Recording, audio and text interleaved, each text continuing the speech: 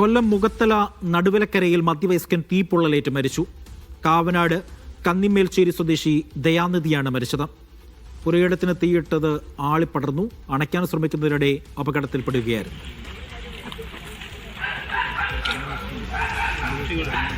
തീ പടരുന്നതായിട്ട് കണ്ട് പിന്നെ ബക്കറ്റ് ഇട്ടുന്ന വെള്ളം ഒരു ഫുള്ളും അണച്ചു. അപ്പത്തേക്കാ ഫയർഫോഴ്സ് എത്തിയത്.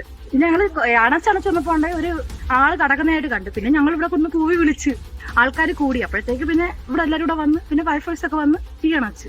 ഞങ്ങൾ ഒരു ബക്കറ്റ് വെള്ളം കൊണ്ടുവന്നിട്ടൊന്നും പറ്റുന്നില്ല. അങ്ങനെ ഞങ്ങൾ അവിടെ കൊണ്ട് തന്നെ അലറി. പക്ഷെ അപ്പുറത്തെ വീട്ടിൽ ഗ്യാസ് ഒക്കെ വെളിയിരിക്കുന്നതുകൊണ്ട് ഞങ്ങളുടെ വിചാരിച്ചു അങ്ങോട്ടും തീ പിടിച്ചാലും ആ വീട്ടിലും വിളിച്ച് ഞങ്ങൾ ഇങ്ങനെ അലറി.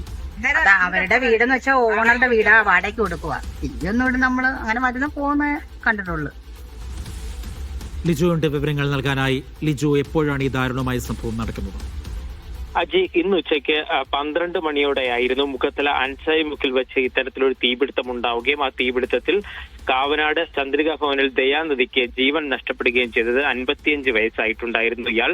അതായത് ഇയാളുടെ വീട് കുറച്ച് അകലെയാണ്. പക്ഷെ ഇവിടെ വാടകയ്ക്ക് ഒരു വീട് നൽകിയിട്ടുണ്ടായിരുന്നു. ആ വീടിന്റെ പരിസരവും മറ്റും വൃത്തിയാക്കുന്നതിന് വേണ്ടി എത്തിയതായിരുന്നു. കരിയിലെയും മറ്റും കൂട്ടിയിട്ട് കത്തിക്കുന്നതിനിടെ ഉച്ച സമയമായതുകൊണ്ട് തന്നെ വളരെ വേഗത്തിൽ അവിടെ തീ ആളിപ്പടരുകയായിരുന്നു. ഉടൻ അയാൾ തന്നെ പോയി ഫയർഫോഴ്സിൽ വിളിച്ചിട്ടുണ്ടായിരുന്നു. വലിയ രീതിയിൽ തീപിടുത്തം ഉണ്ടാകുന്നു എന്ന് അയാൾ തന്നെ വിളിച്ച് ഫയർഫോഴ്സിൽ അറിയിച്ചു. പക്ഷേ എങ്ങനെയാണ് ആ തീപിടുത്തത്തിനിടയിൽ ഇയാൾ പെട്ടുപോയത്? ഒരുപക്ഷെ വളരെ വേഗത്തിൽ കത്തിപ്പിടിച്ചപ്പോൾ ഇയാൾ അതിനുള്ളിൽ ആ കരിയിലെ കൂട്ടത്തിനുള്ളിൽ അകപ്പെട്ടു പോയതാകാം എന്നുള്ളതാണ് പ്രാഥമികമായിട്ടുള്ള ഒരു നിഗമനം. ഫയർഫോഴ്സും മറ്റുമെത്തി തീ അണച്ചതിന് ശേഷം നോക്കുമ്പോഴാണ് ഇദ്ദേഹം ഇങ്ങനെ പൊള്ളലേറ്റ നിലയിൽ കണ്ടെത്തുകയും ജീവൻ നഷ്ടപ്പെടുന്ന ഒരു സ്ഥിരീകരണം ഉണ്ടാവുകയും ചെയ്തിരിക്കുന്നത്. കൊട്ടിയം പോലീസ് എത്തി ഇൻക്വസ്റ്റ് നടപടികൾ പൂർത്തിയാക്കിയതിനു ശേഷം മൃതദേഹം കൊല്ലം ജില്ലാ ആശുപത്രി മോർച്ചറിയിലേക്ക് മാറ്റുകയും ചെയ്തിട്ടുണ്ട്.